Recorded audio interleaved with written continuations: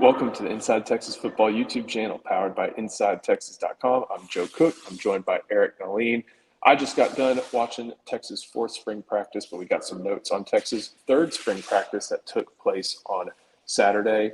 Eric, you caught up with a lot of different sources. You were able to hear kind of what went down during the Longhorn spring practice, and you heard it was pretty energetic considering there were a lot of high school coaches there for Texas coaching clinic.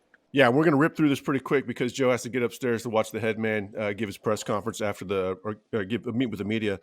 Yeah, it was intense. We knew it was going to be intense. They had a lot of coaches on campus. They had some recruits on campus, and that's when Sark likes to dial it up. So they went from no pads at all to the previous practice to full pads and 3 full periods of contact drills, full contact to the ground tackling. I think that caught a lot of players by surprise, but by now they should be used to that. They should have been expecting that. O-line and D-line both had their moments. The D-line pretty much dominated during the team run drills, where it's just running plays and play action, which you kind of expect them to have a good handle on that. The O-line blocked pretty well, though, overall.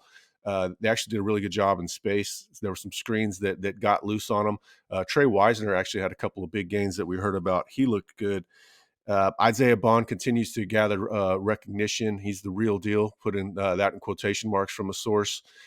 He's just everything that they hoped for. He's got the speed. He's got the softer wide receiver skills. He runs good routes. He's showing quality hands. Jonte Cook had a good practice. He's clearly motivated. He understands the level of competition that Texas brought in. He's playing as well as he's ever played. He's living up to the hype for sure. Ryan Wingo got some looks with the ones. Behind the scenes, Sark is very praiseful. Is praiseful a word? I don't know. He heaps a lot of praise on Worthy behind the scenes, whether that's to anybody that will listen. He was telling NFL coaches at Pro Day that Ryan Wingo is going to be the next big thing. And then probably one thing that everybody wants to hear is the improved speed off the edge. Colin Simmons adds that element. Trey Moore adds that element.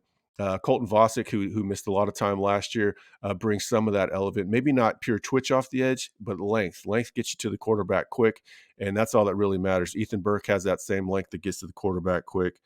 And then David Benda was mentioned even before Anthony Hill is having a quality practice. So, and during live periods, you want to hear that from your linebacker. So if Benda's taking the next step, which it sounds like, that's pretty positive. Yeah, and we were able to see a little bit of practice today. I'm curious, with the way that Sarkisian, you talked a little bit about how Sarkisian's been heaping praise, and something I've noticed in the handful of spring practices we've been able to see is he seems really encouraged. Like there have been times when in the past he's been the yeller. He's been the guy who's been I guess not to say the bad cop, but the authoritarian. And it kind of sounds like he's been extremely encouraged about everything, not just from what I saw on Monday, but what things you heard about Saturday as well. Yeah, he's he can be whatever he needs to be. It sounds like he's letting the position coaches do more of the hard coaching right now, and he's playing more of the bad cop, or the good cop.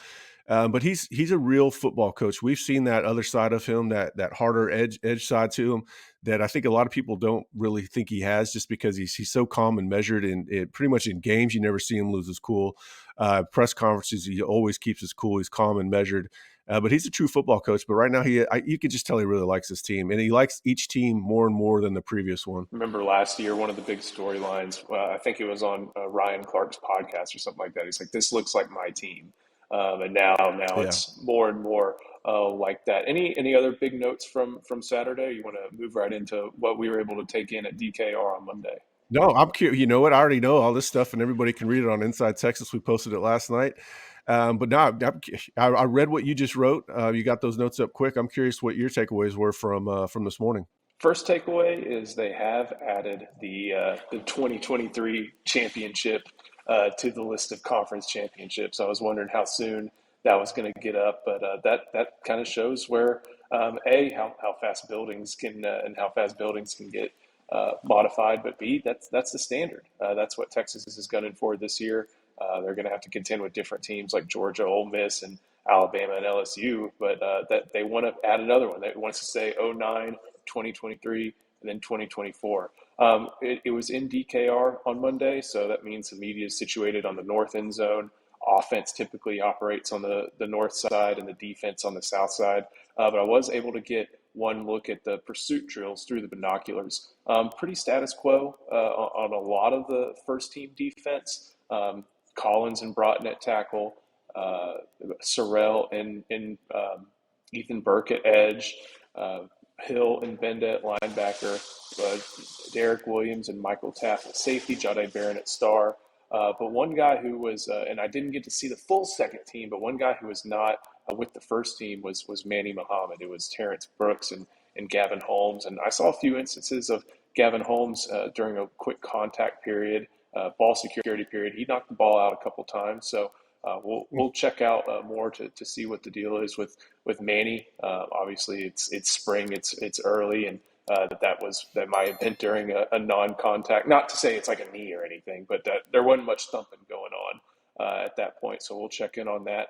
But then I took in a lot of the wide receivers, and at this point, with all the skill position, it seems like there's a tier at the top. And it's guys like at running back, Baxter and Blue, at wide receiver, Cook, Wingo, Golden and Bond. At slot, it's Moore and Niblett. At tight end, it's Helm. And then everything else kind of mixes up further down the depth chart. Mm-hmm. Sometimes Amari Nyblack is, second. Sometimes he's fifth. Sometimes, even Trey Wisner is third. Sometimes he's fourth. And I think that's just an overall attempt to get as many guys, as many reps as possible. It's spring. This is a time of year where they're really not really focused. They layer in some prep for opponents, but the players don't always realize it. It's always about development and things like that. And there are a lot of guys, with 20-something guys who showed up at mid-semester, whether it be transfers, whether that be freshmen, and just lack of, overall attrition from the portal, not losing a ton of guys. This is a pretty stocked roster, not only talent-wise, but numbers-wise. Yeah. Trying to think of some of the other things I saw. We only get to see a lot of routes on air and things like that. But Jonte Cook, even Matthew Golden, Isaiah Bond, you hear the coaches and specifically Chris Jackson offer those guys a lot of praise during their work. Those guys are speaks to what you mentioned about Cook being motivated with those guys on the roster.